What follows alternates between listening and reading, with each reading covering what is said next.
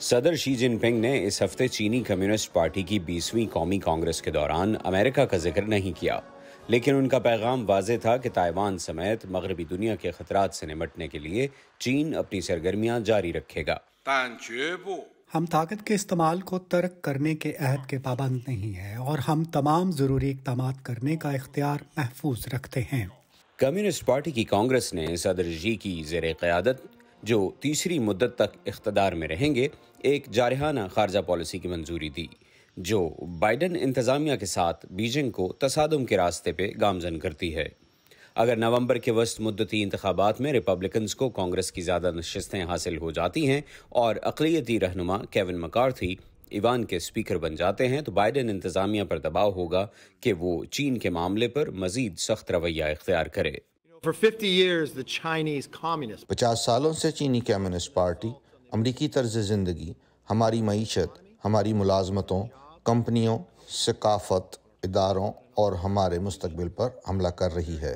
امریکی Congress Taiwan policy act پر غور کر رہی ہے، ایک ایسا بل جس کا مقصد چین کے ممکنہ حملے کے خلاف خود مختار جزیرے کی فوجی صلاحیت کو بڑھانا ہے۔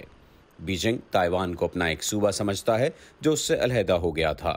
ریپبلکن پارٹی کے مختلف قانون سازوں نے سپلائی چین کو محفوظ بنانے سے لے کر کرونا وائرس کے آغاز کا کھوج لگانے تک ہر چیز پر سخت موقف اختیار کرنے کا عہد بھی کیا ہے۔ ان کے خیال میں صدر جوزف بائیڈن نے ان معاملات پر نرم رویہ رکھا ہے،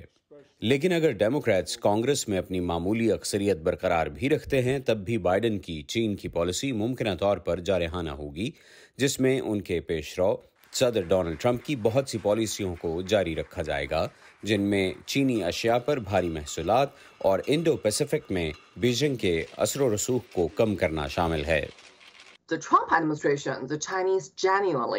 ٹرمپ انتظامیہ کے دور میں چینی سچے دل سے یقین رکھتے تھے کہ ڈیموکریٹس جیت جائیں گے، لیکن بائیڈن انتظامیہ کے تقریباً 2 سال گزر جانے کے بعد میں سمجھتی ہوں کہ چینیوں کو یہ احساس ہو گیا ہے کہ دونوں جماعتیں چین کے بارے میں اتفاق رائے کو تبدیل نہیں کریں گی۔